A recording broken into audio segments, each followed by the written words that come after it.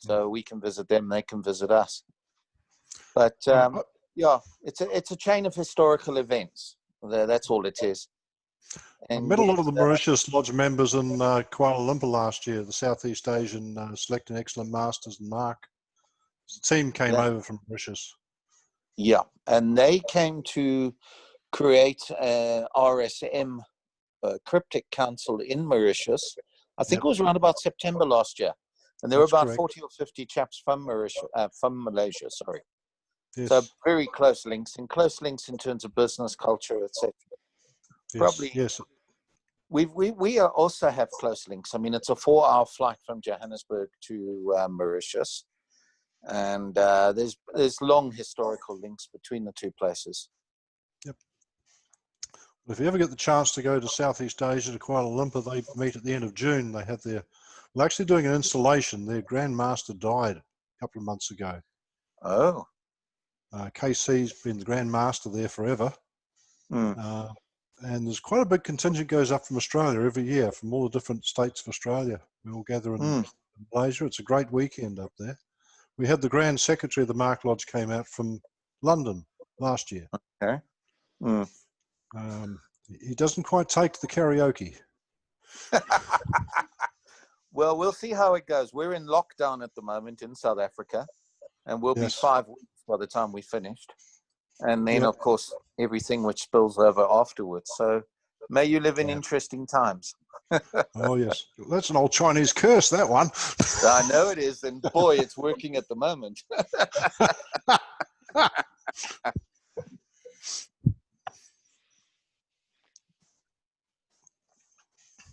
Hi, David Campbell. Where are you joining from?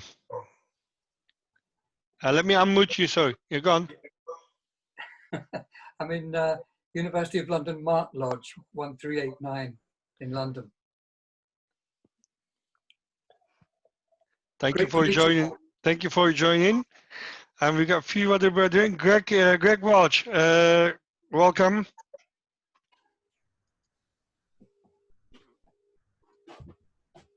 Greg, can you hear us? I can, thank you very much, and good afternoon. Good afternoon. What's your Mark Lodge? Where are you joining us from? Christchurch Lodge, down in the south.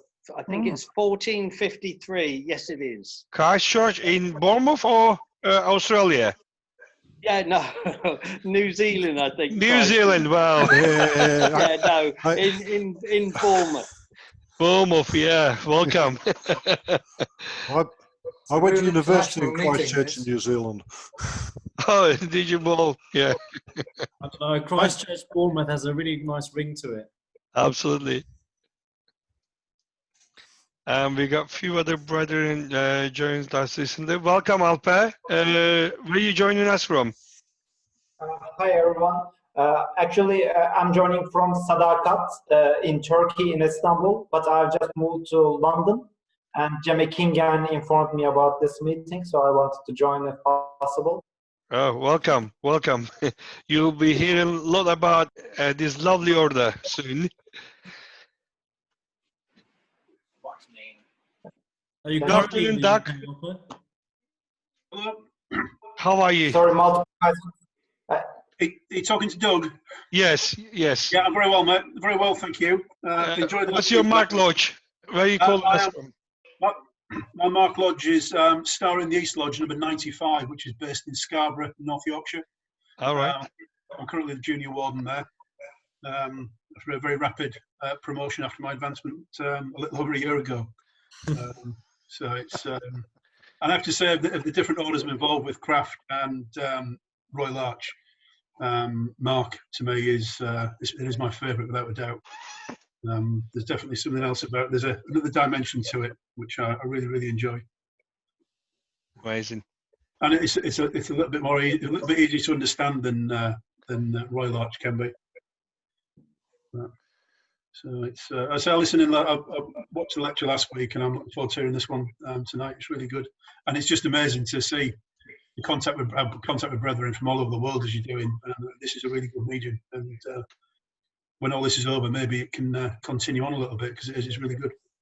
Yeah, we had so many requests, emails, And I already seen some groups that will continue to have Zoom meetings for basically socializing among the lodge members. So that's a great way of knowing one to another.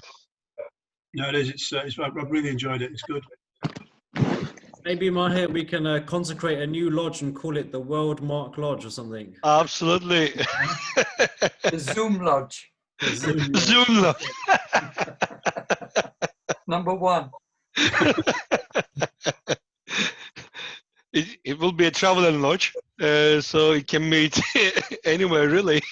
Indeed. We have the technology. Right, we got a few other brethren joined us. Brethren, if you want to introduce yourself, I don't need to really greet you. You can just start talking. Good afternoon, Chetan, who just recently joined us. How are you? It's gone. Can you hear us, Chetan? Well, there's a problem, I guess, with his microphone. I think he's lost his connection. He is still connected, but we'll see.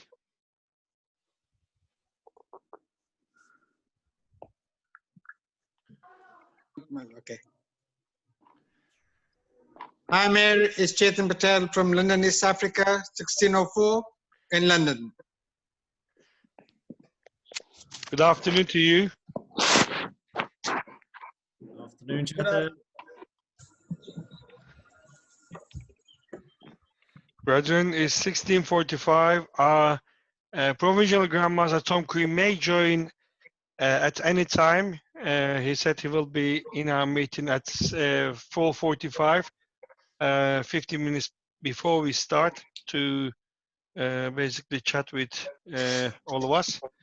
But in the meantime, if you want to talk about anything, please feel free to introduce yourself and start a conversation.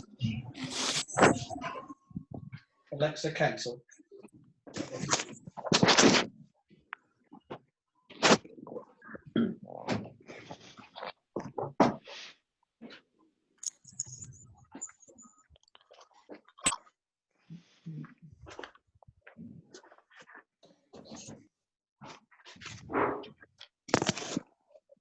Brethren, as Killick was saying, that we're starting all kinds of small Zoom meetings for both our groups, lodges, and other things. The Internet Mark Lodge will hold 2 meetings on Saturday with a nugget, as I've been told it's to be instructed to call it, from the Provincial Grandmaster of Monmouthshire. David will be giving a nugget. He gave a nugget last time of the origins and how the mark started, about a 15-minute talk, which was very, very interesting and brought a lot of conversation in, arguments. No, we don't have arguments, do we? We have differences. And questions, how the mark originated from, like, the 1815 when it was rebuked, I think, from the or the Grand Lodge of England then, and by both the ancients and the moderns. But I think within a couple of months of the meeting, they quickly formed its own constitution, so to speak, of Mark Masonry, and Lord Lee became the first Grand Master, and I think he held office for 50 years. He was Freemason, as I'm sitting in Birmingham, in the West Midlands, which used to be Birmingham, but now we're all part of the Greater West Midlands. But it was a very interesting talk. Say that here we do 2 meetings on a Saturday, and my craft lodge has 2 meetings on a Sunday and 1 meeting on a Wednesday, just to keep in touch with everyone. That's the internet Craft Lodge and the Internet Mark Lodge.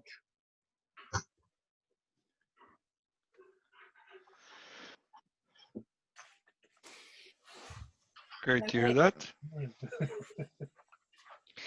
Good afternoon, Peter. Welcome. Hi, how are you? Thank you for joining. Yeah. I'm getting quite a bit of interference. I don't know whether that's because people are fiddling with their phones. I'm not sure. Our grandmaster trying to join, and there is a problem. Let me give him a call quickly. He's been in waiting room. Maybe you've reached the right number. You've left him in the waiting room, Maher. That's not good. Well, I'm trying to attend him, but it doesn't. That's a demotion, surely. He's got all the secret words, but I don't know. Yeah, find a short Masonic career now.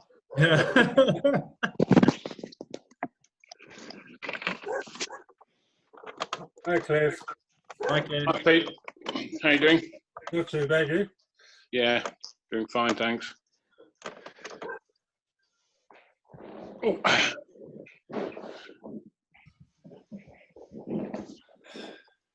Yeah, there's Chetan. Hello, Chetan. How are you?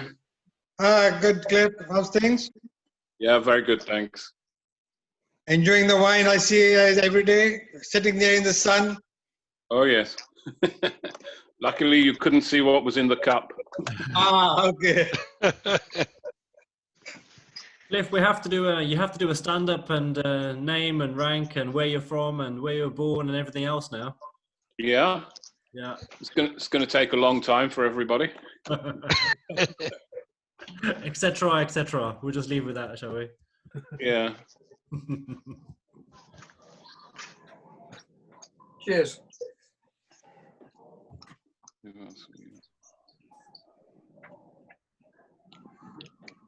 Cheers, everybody. Oh, there's Gurdeep. Hi, Gurdeep. Hello, Cliff. मेरे को पूरा देखना है दिखना रहेगा तो full इसमें Hello, Cliff. ठीक है Oh, yeah. Brethren started to arrive. We've got 53 so far joined our meeting. बड़ा बड़ा कैसे करने का उसके लिए Is there a problem with joining the room? Is Tom on? Yeah, I already admit you, but you please turn off the platform. Are you on phone or computer? Computer, can you please try to reconnect?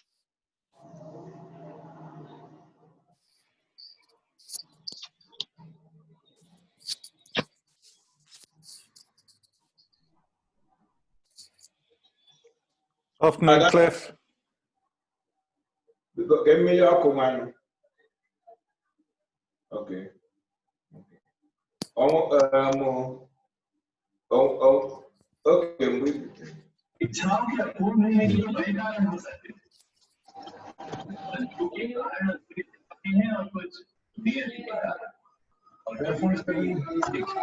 किधर है कौन किधर है इधर इधर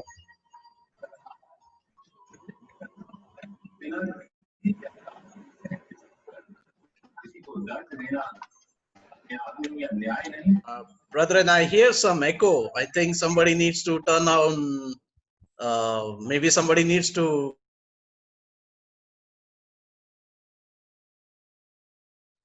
Lot of echo coming up. Somebody needs to mute something. Right?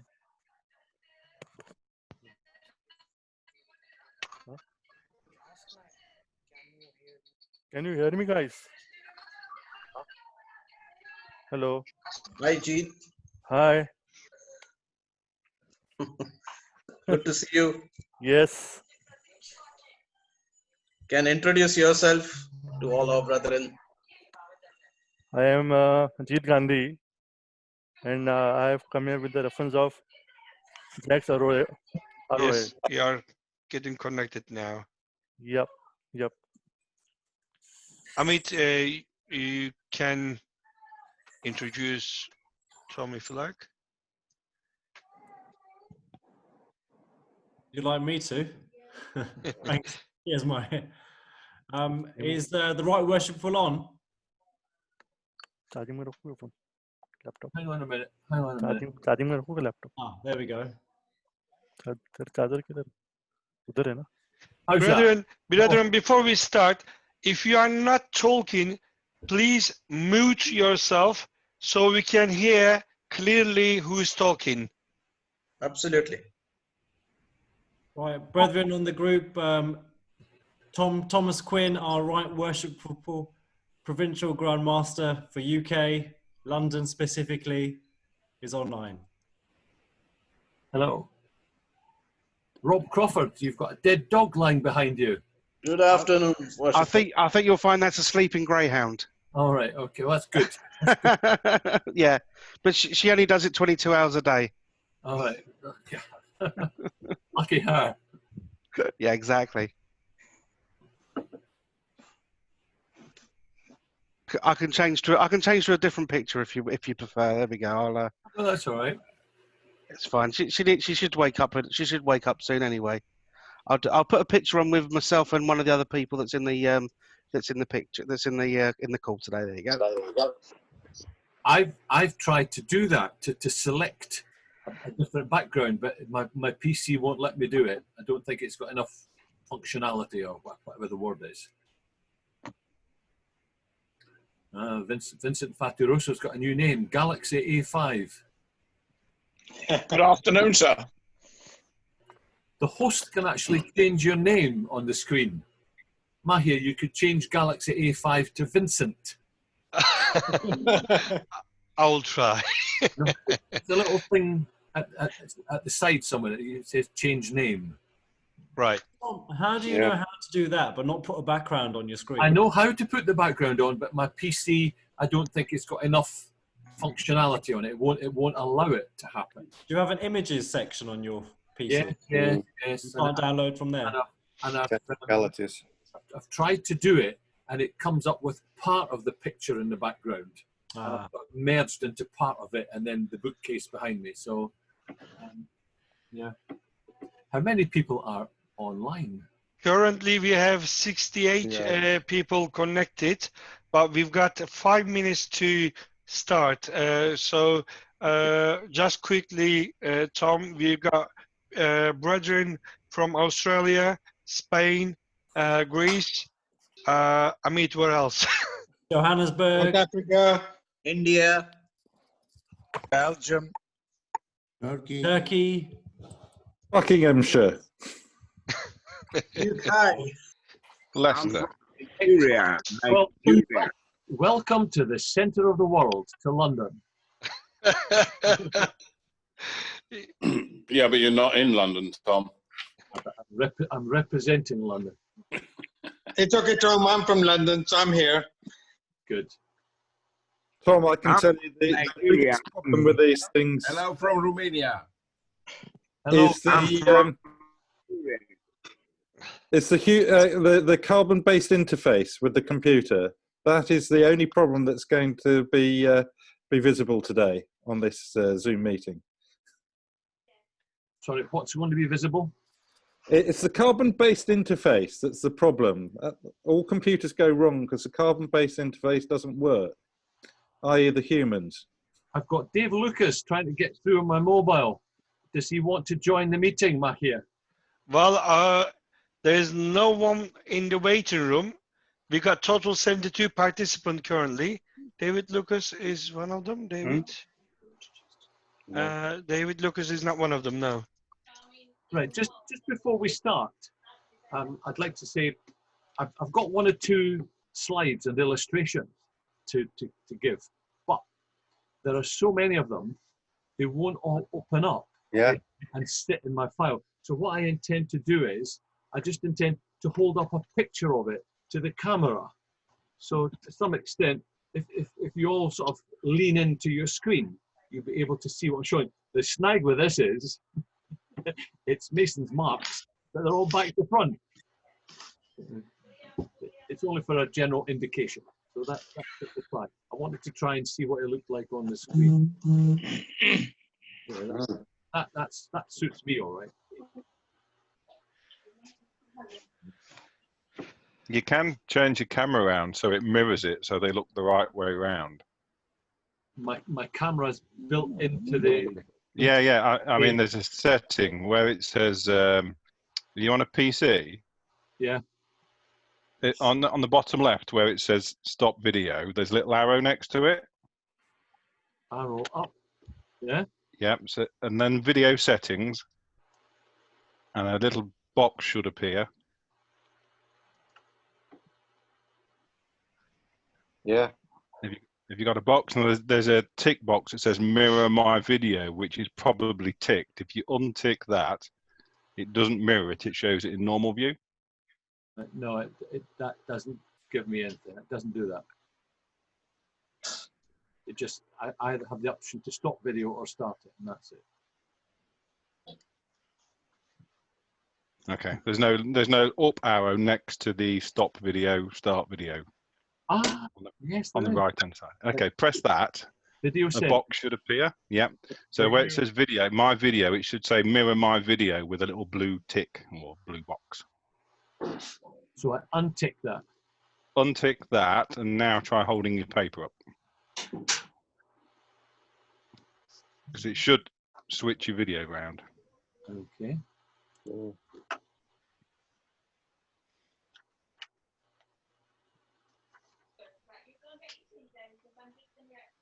Does that say common types across the top?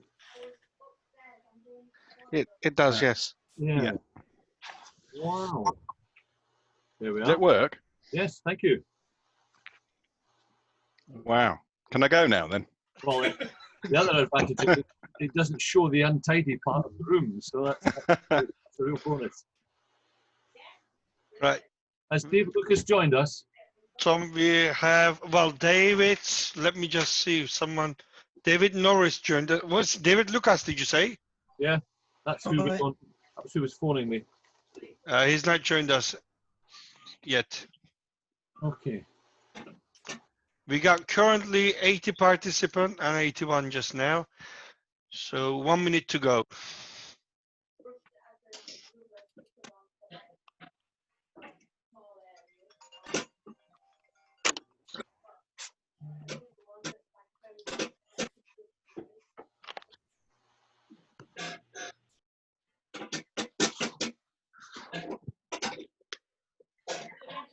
Is someone trying to break into a biscuit tin? Is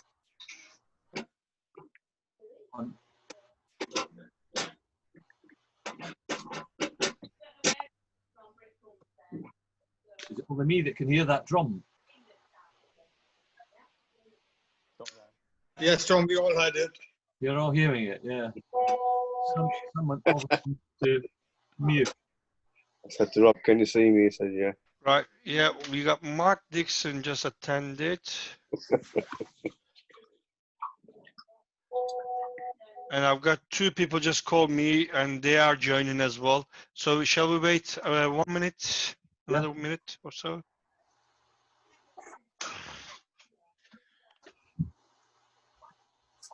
I'll try and get one of those fancy backgrounds next time. Brethren who recently joined us, my name is Mahir, our district grandmaster from London. Right Worshipful Brother Tom Quinn will be giving us a lecture. We have brethren joined us all around the world, Australia, India, Turkey, Spain, Greece, and forgive me if I've forgotten other countries, but so many brethren from around the countries.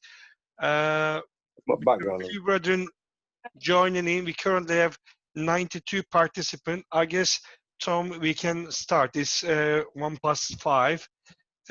Over to you. Well, good afternoon, brethren, and welcome to this presentation on the marked degree, the development of the marked degree in England.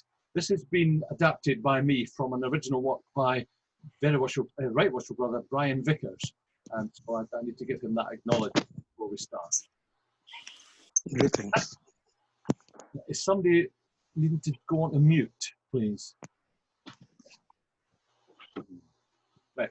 The actual dates of the institution of the mark as a separate degree and of the introduction of the keystone ceremony as practiced today are sadly unknown. However, the practice of the stonemason appending his unique mark on his work to identify it, either for the purpose of subsequent payment or simply a matter of pride in his work, has existed from time immemorial. Cathedrals and other prominent buildings all over the world carry the marks of the men who built them, and these marks can still be seen quite clearly on masonry that is over 1,000 years old. And here's a couple of examples of mason's marks. This other one is a favourite of mine because it's actually from Chartres Cathedral. You can see some of these are quite inventive, these marks. And this is an actual photograph of the wall of an ancient building, and you can see the mason's mark quite clearly scratched into the stone. It's quite an intricate mark. It must have been more than just his initials. Perhaps it's the mark that showed the juxtaposition of that stone with the other stones in the building. Over time, as we're all well aware, lodges began admitting non-masons into their memberships, and consequently there began a transition process when the operative lodges established the practice of allocating marks to their speculative members and encouraging such members to append their unique mark after their signature in the lodge attendance register. And in due course, because of the decline in the erection of stone buildings, the number of operative masons diminished to the point where the lodges were composed entirely of speculative members. About the time of this development came the creation of ceremonies for the degrees of Mark Man and Mark Master, which eventually led to the formation of the first English Mark Lodge, in which the Mark degree was practiced in its own right, and not just as part of a craft or a chapter ceremony. But let's look first for a moment at the evidence of the Mark degree being worked within craft lodges and Royal Arch chapters. If we start in the year 1599, when, to keep things in perspective, the population of England was only 4 million. Shakespeare had just written As You Like It, the Globe Theatre was still in its construction stage, Queen Elizabeth I was on the English throne, and James VI on the Scots throne. Now I can be a bit clever here and try to share a screen with you, because here's a picture, here's Queen Elizabeth. And here's James VI of Scotland, James I of England. I don't know who was prettier. In 1599, an entry in the earliest preserved minute book of the Lodge of Edinburgh, St Mary's Chapel No. 1, which incidentally is still going strong, states that several speculative brethren appended their marks after their names. I've actually done a copy of my mark. This was, in Scotland, you're allowed to design your own mark.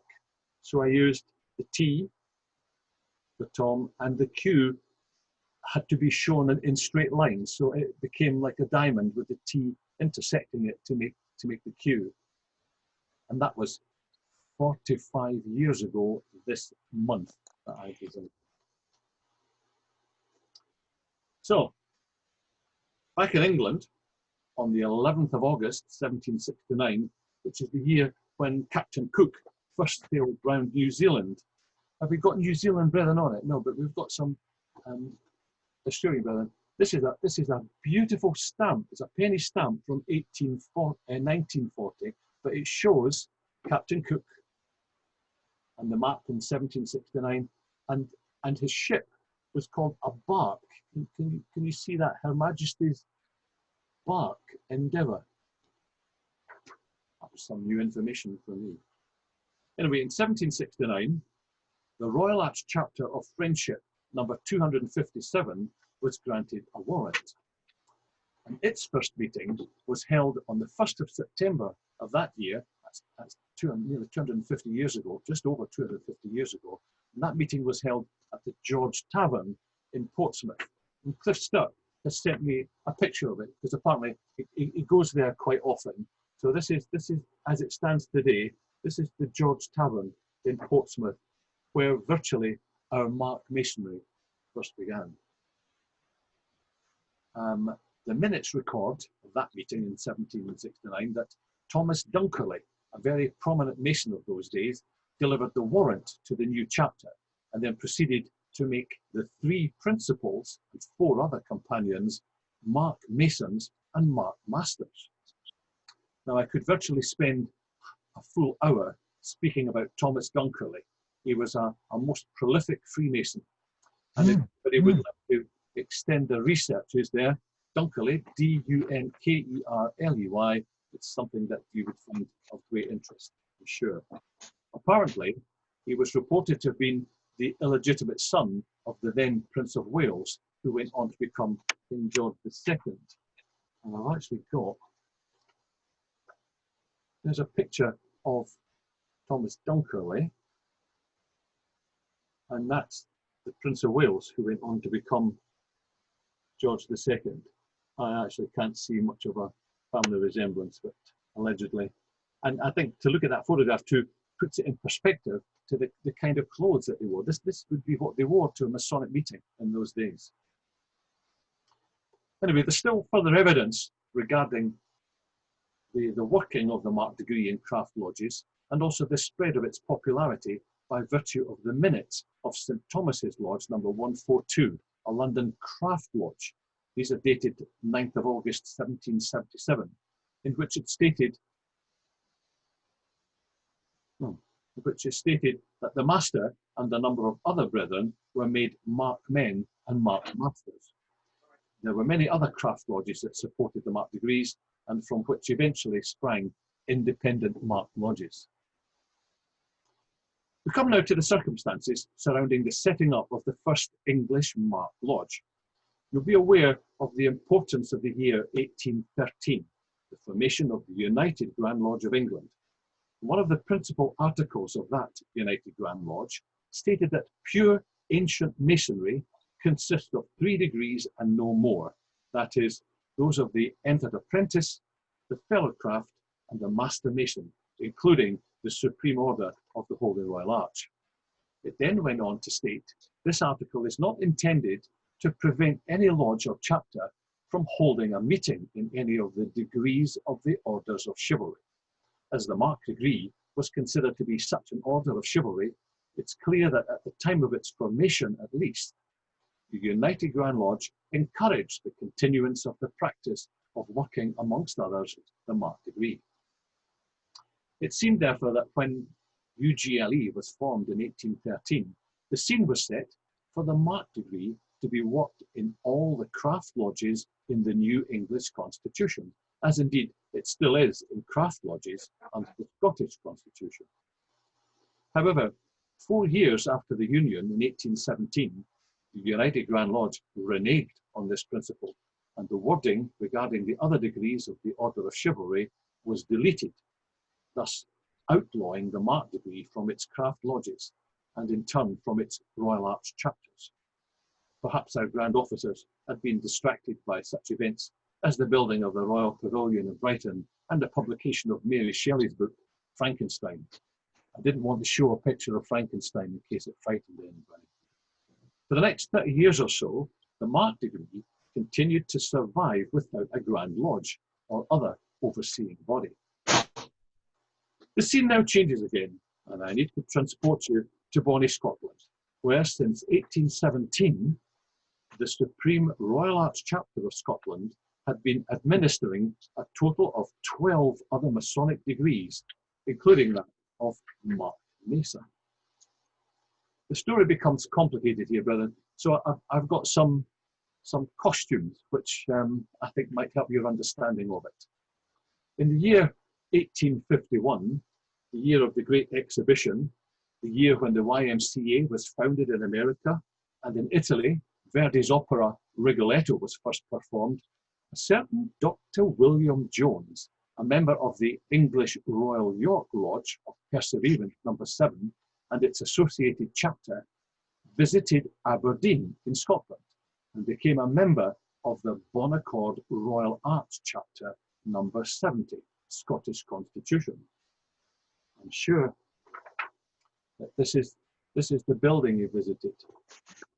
Just your typical Scottish Masonic Lodge.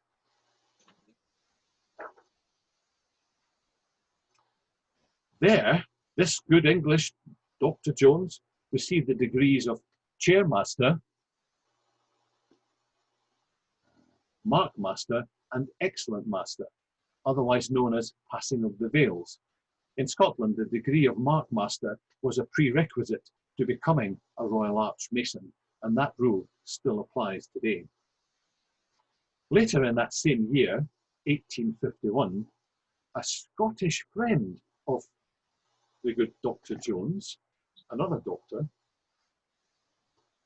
Dr. Robert Beveridge from Aberdeen, who was an officer in Bon Accord Royal Arts Chapter and also master of its Mark Lodge, met Dr. Jones in London during a visit to see the great exhibition of that year. Just to remind you what the great exhibition was all about, here it is. Crystal Palace, built in 1851 in London's Hyde Park.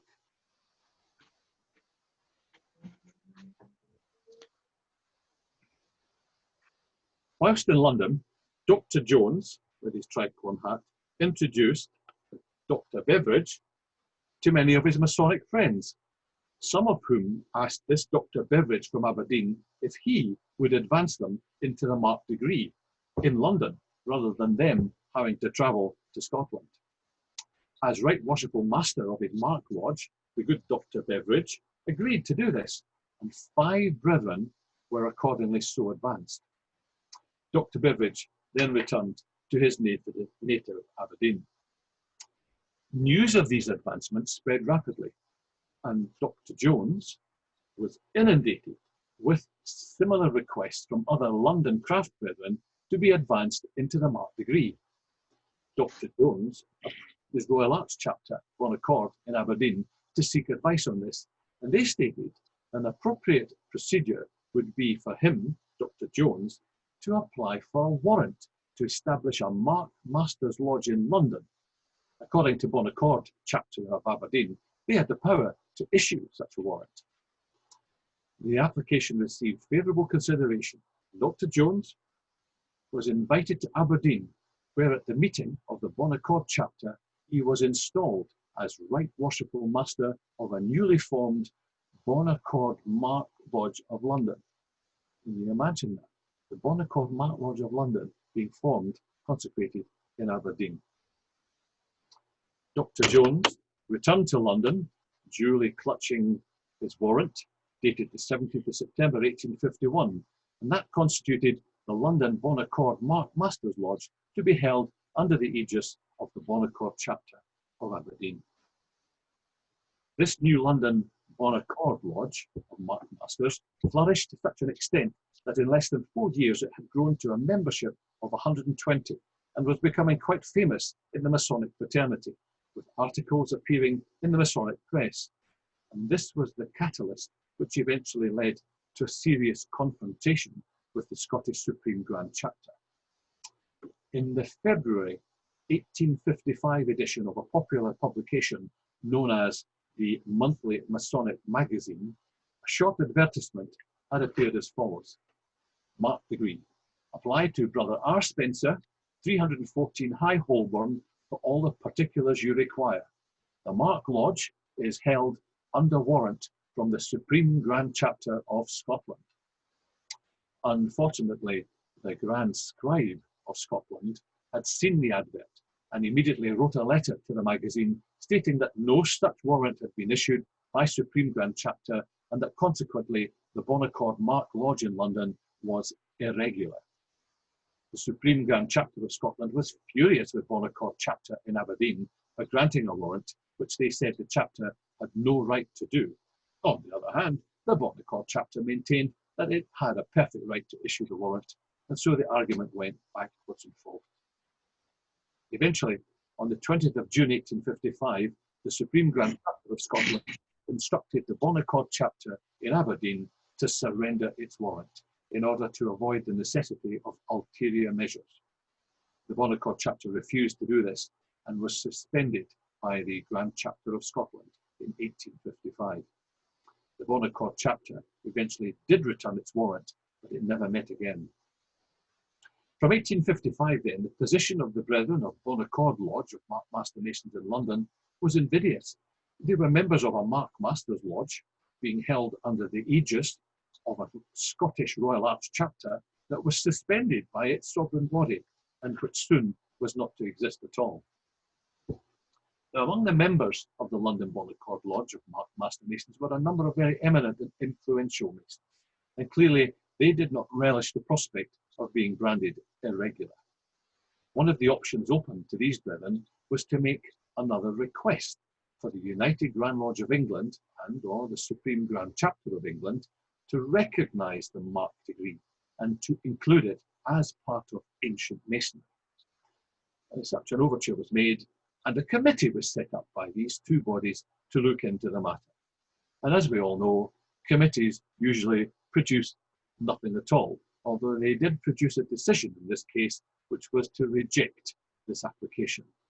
It came to naught because the then Grand Master, the Earl of Zetland, declared that he was not in favour of the Mark degree being introduced into the craft. So that was the end of the debate.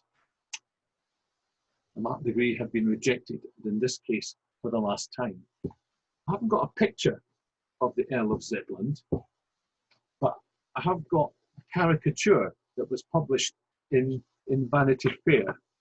And there we can see what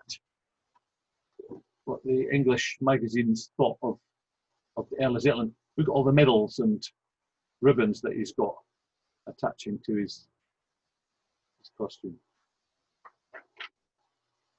His full name was Thomas Dundas, 2nd Earl of Zetland, born in Marylebone, London in 1795. He lived to the ripe old age of 78, a good age in those days. He was educated at Harrow and Cambridge, and in 1818 he was elected the Whig Member of Parliament for his father and his grandfather's old seat. He was married to Sophia Jane, the daughter of Sir Hedworth Williamson, and their ancestry can be traced back to William St. Clair of Roslin, the first Grand Master Mason of Scotland. So had that Earl of Zetland produced an heir, he could possibly have been said to have had Freemasonry in his blood. But sadly, our Lord Zetland died childless in 1873. In the meantime, the Scottish Supreme Grand Chapter decided to capitalise on the confusion created by the irregularity of the Bon Accord Mark Lodge and the rejection of the Mark degree by UGLE. They allowed 4 London brethren to constitute another Mark Lodge, to be called the St. Mark's Lodge of Mark Masters, and to be ranked number 1 on the register of Mark Lodges under the Supreme Grand Chapter of Scotland, which is Cliff Sturt's Lodge. So you'll probably know a bit about this background too. Yes, because this is our St. Mark's Lodge in London, and their warrant goes back to June 1856. The gloves were now off, because it was immediately apparent that the Scottish Grand Chapter intended to take control of Mark Masonry in England, and possibly elsewhere. The situation was also to the great disadvantage of the Bon Accord Lodge, whose members would not only still be irregular Mark Masters, but would also be junior to St. Mark's, even if the Scottish Grand Chapter subsequently agreed to take Bon Accord under its wing. The senior members of the Bon Accord Lodge resolved, therefore, to take action to resolve the problem once and for all. They formed their own Grand Mark Masters Lodge for England, and this was duly done, and the first Grand Master was Lord Lee. This is Lord Lee, and if you go to 86 St. James and go into the bar on the 2nd floor, when you go in and turn immediately to your left, you'll find this portrait hanging in the bar. It faces out towards the windows on St. James's Street. This new Grand Lodge was anxious to undermine any advantage that Scotland might have secured. and they actually placed an advert in the Times to the effect that it was now the accredited Grand Lodge for all Mark masonry in England, and that applications for warrant should be addressed to the new Grand Secretary, William Collins, at 14 Portdown Road, Maida Vale. As you can imagine, there followed a subsequent long-running battle of words between all the protagonists, which sadly ensured that the expansion of the English Mark Grand Lodge was slow.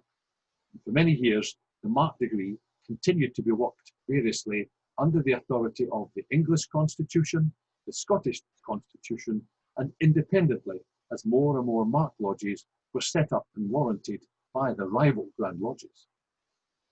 During the summer of 1858, brethren of several of the new Scottish warranted lodges held meetings to see if a way could be found to heal the rift between England's Grand Mark Lodge and the Scottish Grand Royal Arch Chapter.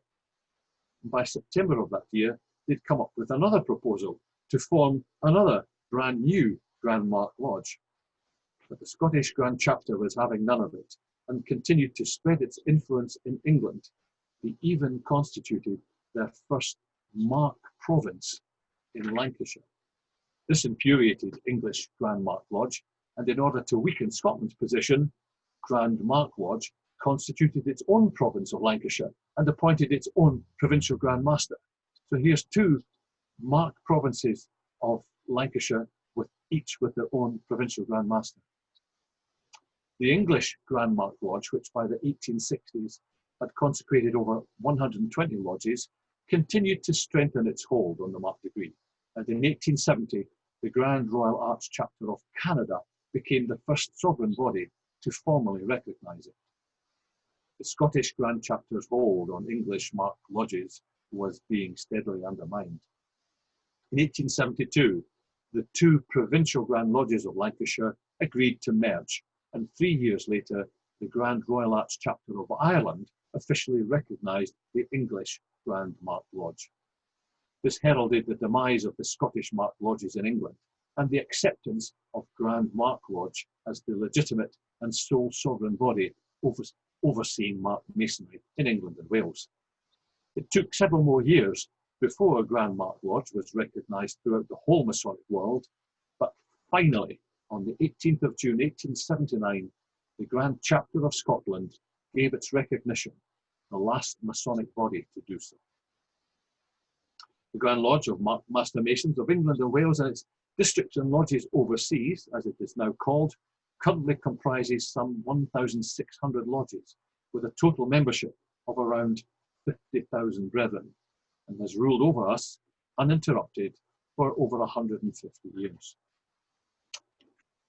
Now, brethren, I hope this short talk on part of the history and development of the Mark degree, starting with the operative lodges of centuries ago, tracing the development of the independent Mark lodges and the relationship of the Mark degree with the English craft lodges and the Scottish Supreme Royal Arch Chapter, culminating in the formation and development of our present Grand Mark Lodge of England and Wales, has been of interest to you.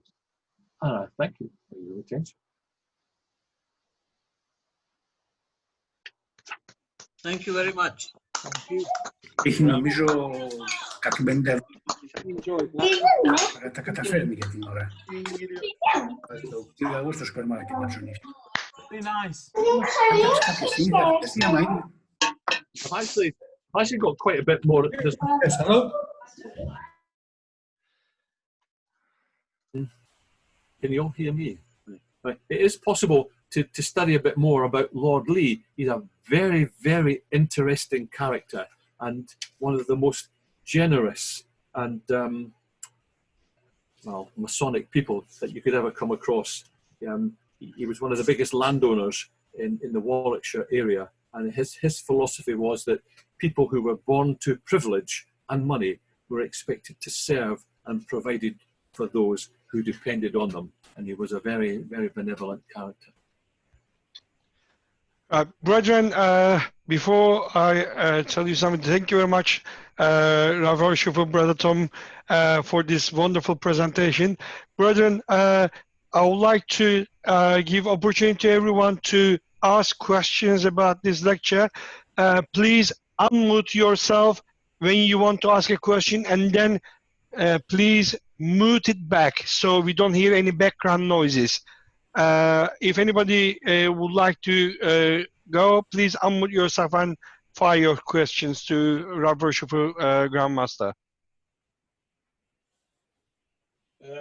Grandmaster, it's a pleasure to have this presentation from you. I will thank you again. It was very nice, and I was very happy to hear some new about Mark Mason. Thank you very much. There's a nicer picture to look at. Edinburgh Castle.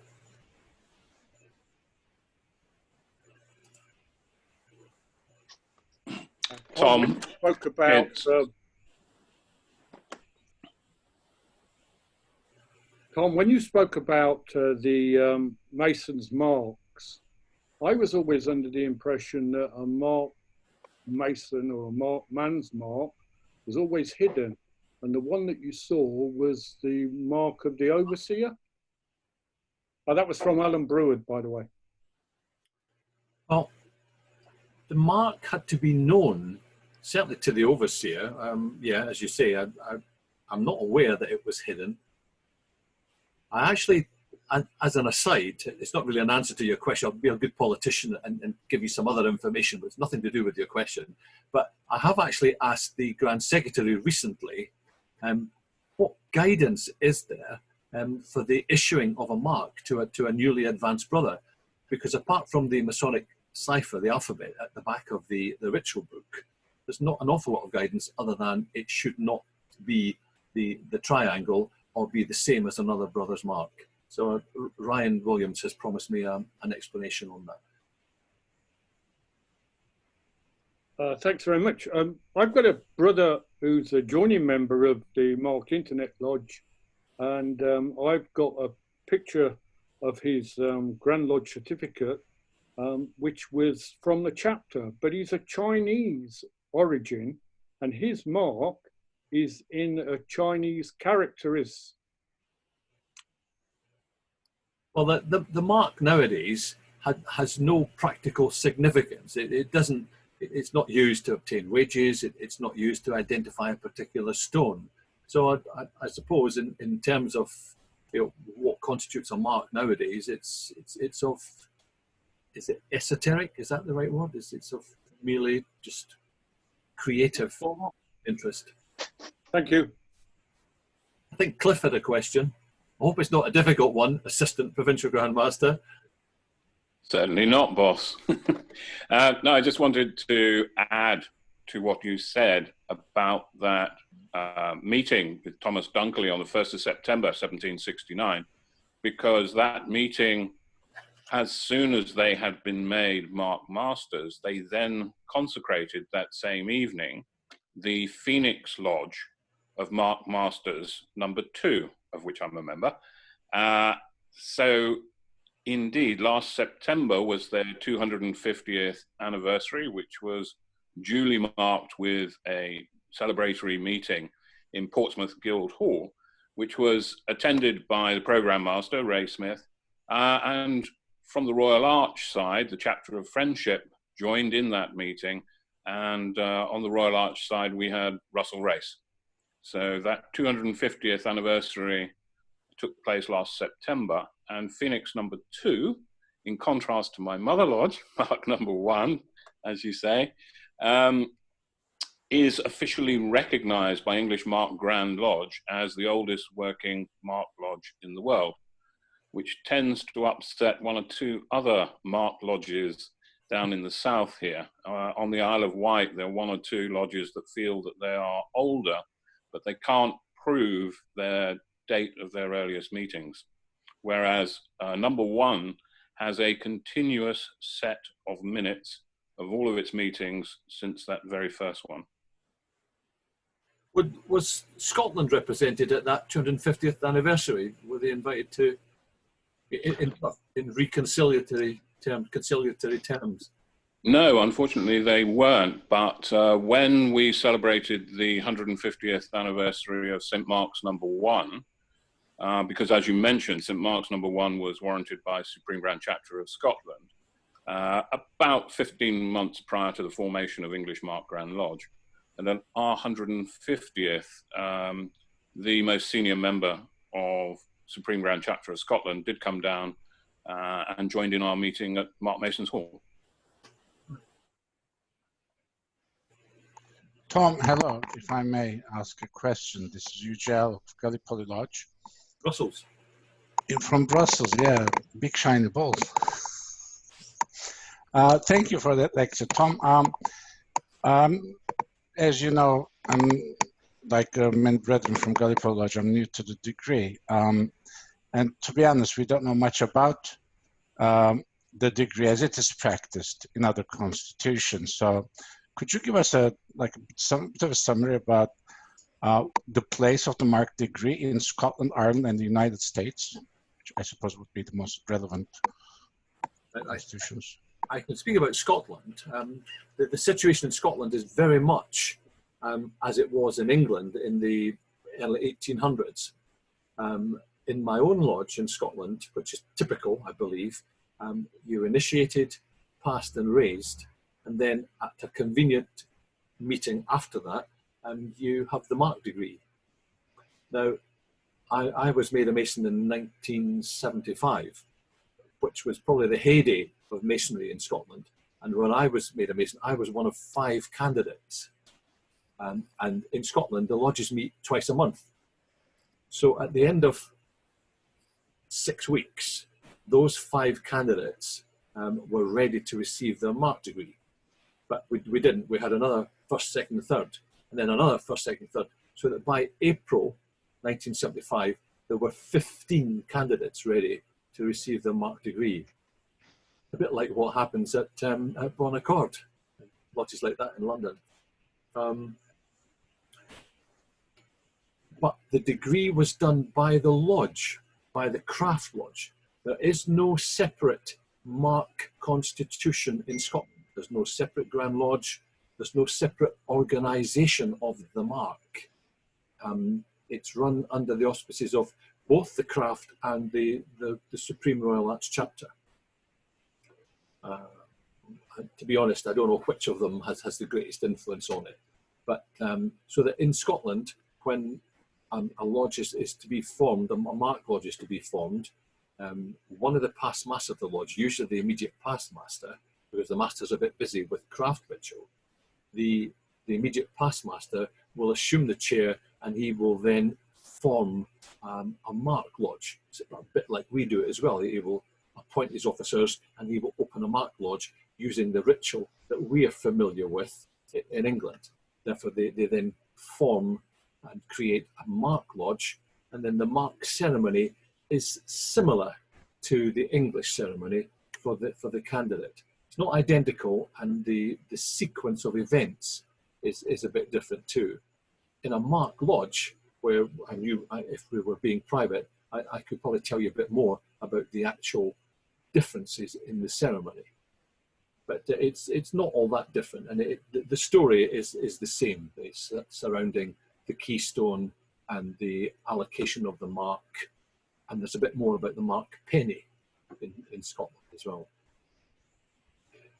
In Scotland too, under the Supreme Grand Chapter, you must have your Mark degree before you can be, what's the word in the chapter? Begins with E. Exalted.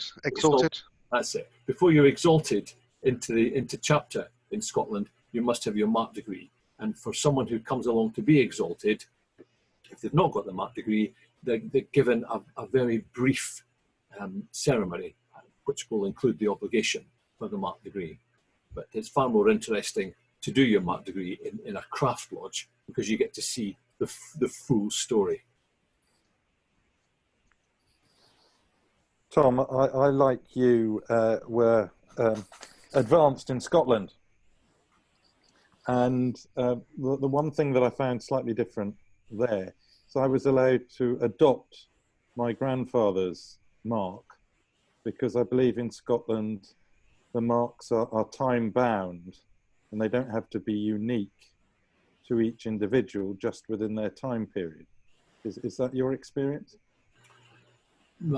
I was initiated, passed, raised and advanced in 1975, and I came to England in 1983. So I'm afraid my knowledge of English masonry and in all its branches is far greater than it ever was in Scotland, and I don't know. I don't know the answer to that. It's news to me. It's first I've heard of it. And to be honest, it sounds a bit strange. What if they've both been working in the quarries at the same time and they both put? Well, the point is, I inherited it, so that my grandfather wasn't alive when I was advanced. Oh, right. And that was that's what I mean by time bound.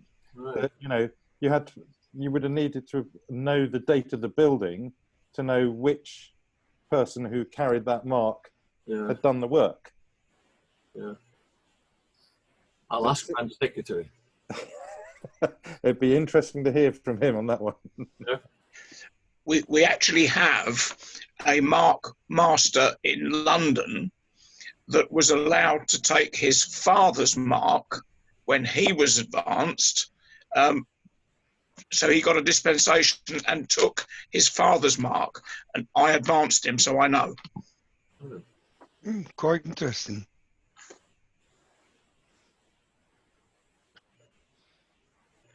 Brethren, any other questions to Tom Quinn?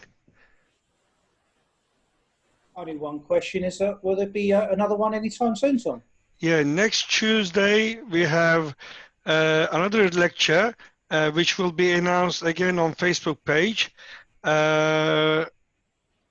Hopefully within about an hour. We'll announce the speaker and the subject in about an hour.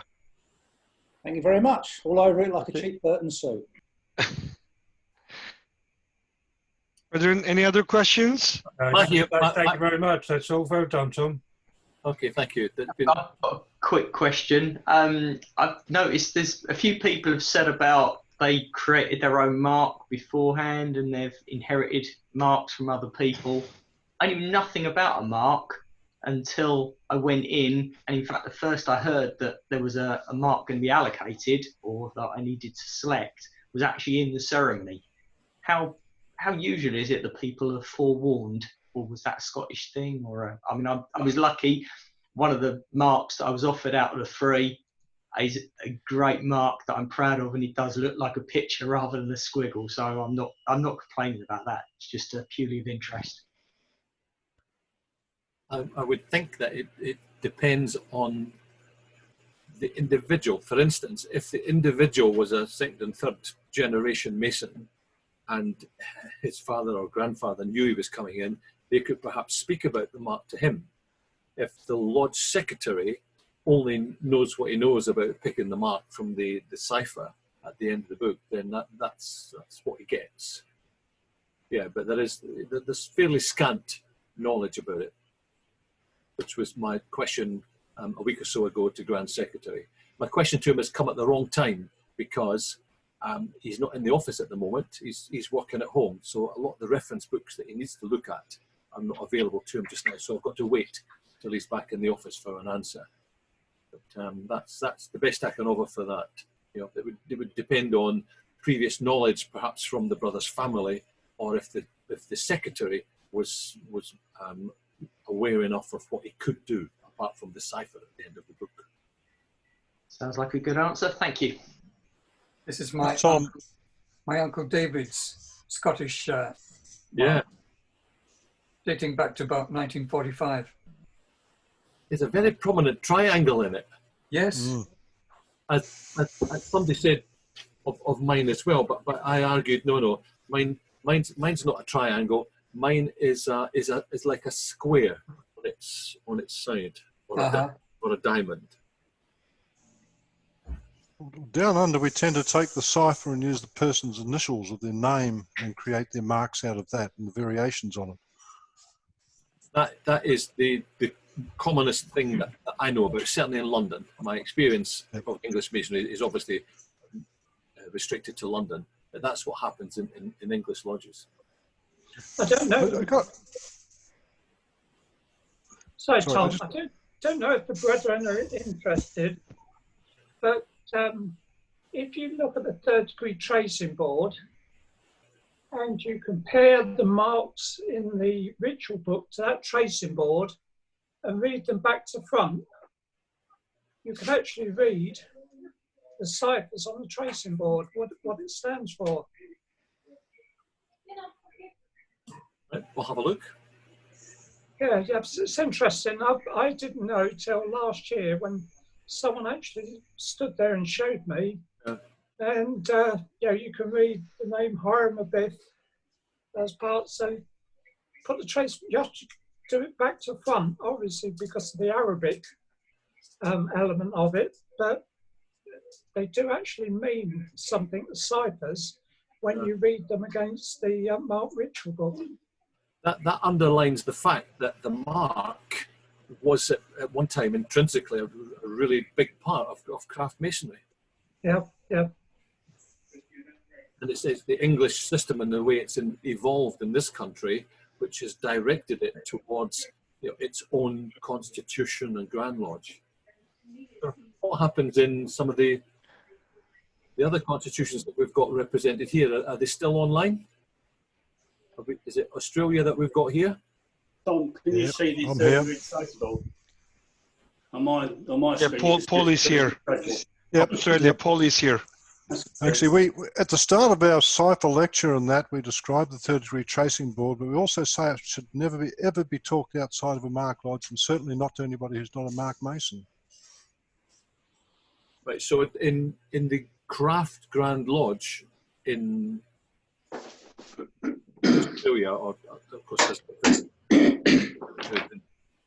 is the Mark part of Craft, or does it have its own Grand Lodge? And we have our own Grand Lodge in Queensland. So each of the states, well, in some of it's joined with the Royal Arch, and they'll have a separate Mark section of the Royal Arch, and they'll have a Grand Mark Master. In Queensland, we have our own quite separate Grand Lodge of Mark Master Masons of Queensland. So it's separate altogether. I mean, I'm in the Royal Arch as well, and we do the Mark degree in the Royal Arch here. It's a prerequisite before you can do your Excellent degree, before you become exalted as a companion. And the Mark here, we do the Mark and the Ram. One of the big disappointments of the current lockdown and emergency regulations was there was to have been a Keystone Conference this September in London, when the Grand Lodge of Mark Masters of England and Wales had invited the Grand Masters from all the other Mark constitutions to come to a big conference. That was to have been on the 9th of September, and part of the celebrations would have been a reception at Kensington Palace, I believe.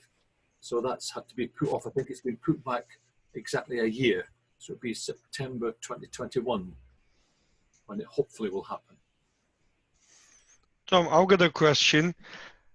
Could you tell us who made the original keystone? Was it Hiram Abiff or Adoniram or King Solomon? Who was it? Who made the original keystone? Well, according to our legends and the story, it was just some clever young chap in the quarries.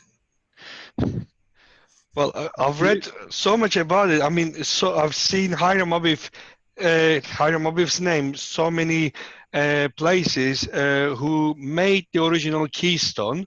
I mean, but the design. He's allegedly drew the design for the keystone, right? But yes, but as we know, the plan got lost. I don't know to what extent we've got non-Mark brethren on this audio video, but the plan was lost, and some clever young chap in the quarries thought he would work out what it should be, and that's in the lecture in the Mark degree at the end of the book. Yep. Tom, I've got a question for you. What do you use for your research? I mean, I've got the history of the Grand Lodge of Mark Master Masons of England and Wales and Dominion and Dependency of the British Crown. I can actually understand what's written in there now from your lecture tonight. It's been a very hard book to read. And that's that one there. So John Gratham's book. Right, okay.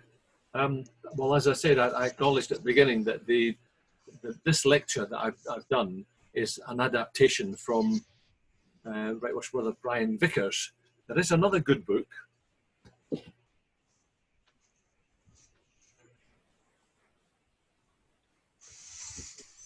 and it's by the Reverend Neville Barker Cryer, and it's called Yes.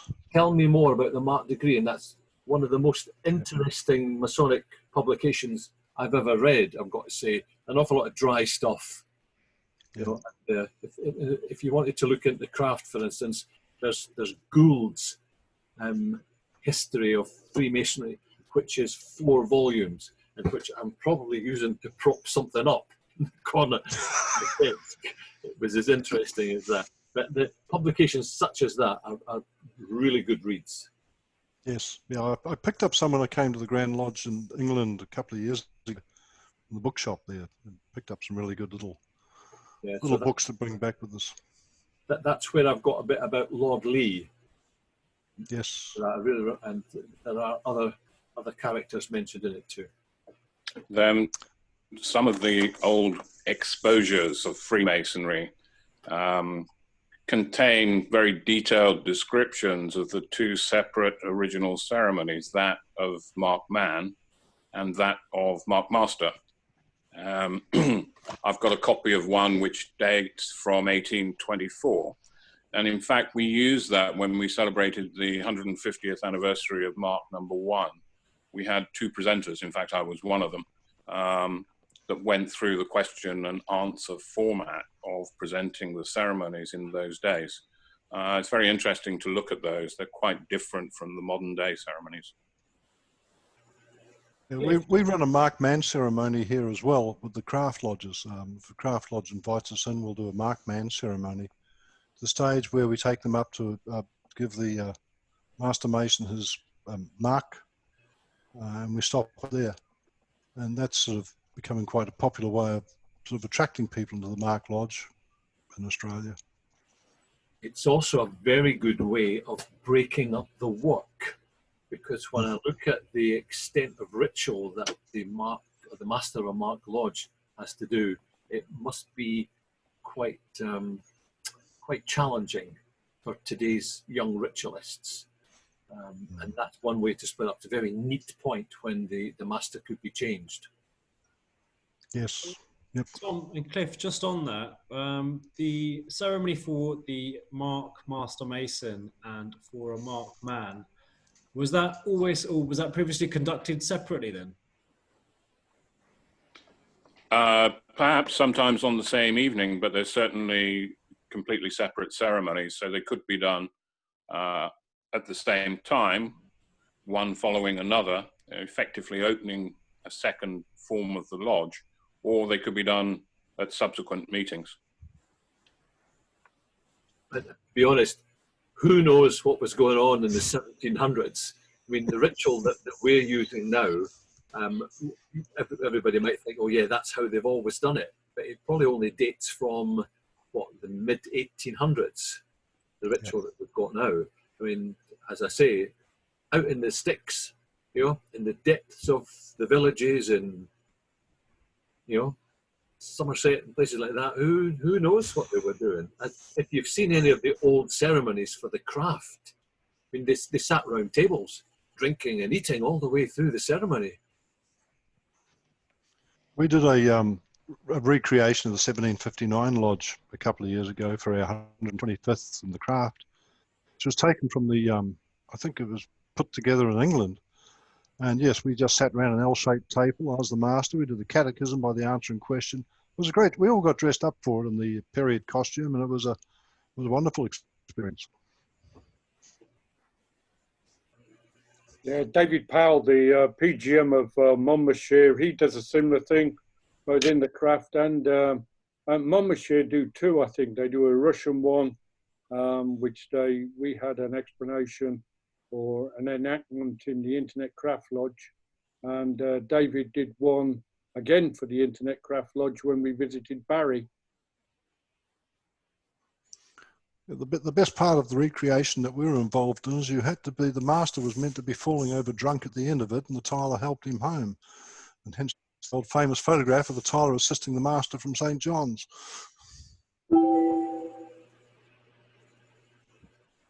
You got a brother who regularly goes to St. John's in Monmouthshire, sitting at the bottom of my screen.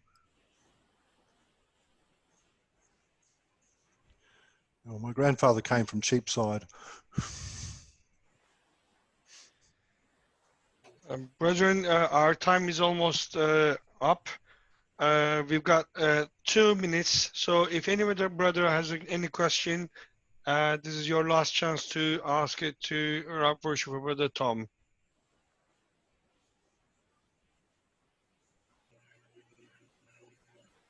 Yeah, I've got a question. Why do I see a still of your smiley face instead of you in the room? Right, let me connect it through my mobile so I can show you my setup here. It's crazy. Okay. T-shirt and if I say join. I guess he's in bed.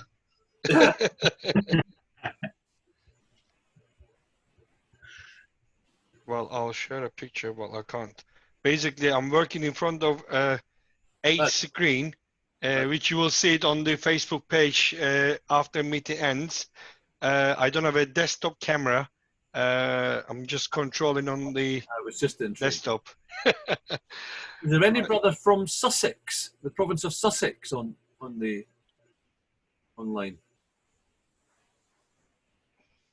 No, nobody from Sussex. Sussex Provincial Grand Lodge is one of the casualties of the lockdown, because today should have been the installation of Roger Richardson, the new Provincial Grand Master for Sussex. We'll have to work out a way to get him installed somehow. But I'm really, really pleased that he's coming on board, because it means that I'm not the junior in the processions now. There's another new PGM. Here is me, Tom, if you can see me. No, it's still a cardboard cutout.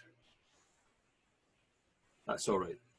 Shall we wind up now, and I'll go and see what Mrs. Quinn has got for dinner, because I'm getting hungry. Tom, thank you very much for that. It's been good fun. Thank you very much for listening. Thank you for joining. Thank you very much, Tom. Thank you very much. Thank you very much. Bye-bye. Good night, brother and all. Bye all.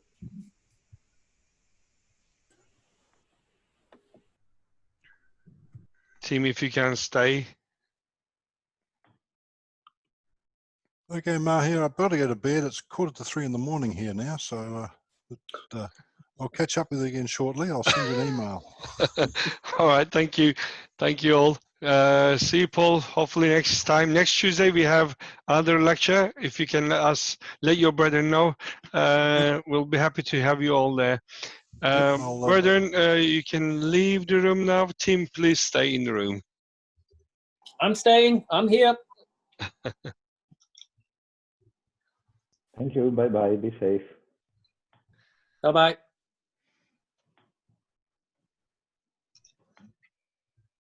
All right. Stay safe. Bye-bye.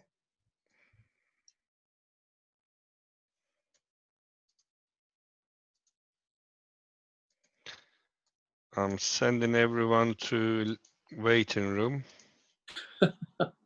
Right. Okay, I have Good. replied to Yes, you, but only you and me now online. Listen, I got your message, and instead of replying to you, I replied to everyone, so everyone knows the title of my talk. Oh, really? Where did you? I didn't receive your email. Yes, I sent it, but I sent it by mistake to everyone. Not Oh my just God. To you.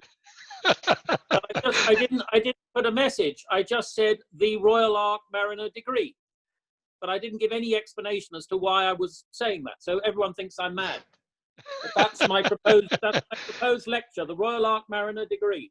The Royal Ark Mariner degree. Okay, I'll just share that online in about half an hour. Yeah. That's fine, Mahir. That's absolutely fine. All right. Thanks very much for joining today, and we'll see you next week. Well done. I'll see you next week, Mahir. See you. Bye bye. Right. You Okay. too. Bye bye. All the best. Cheers, Mahir. Bye bye.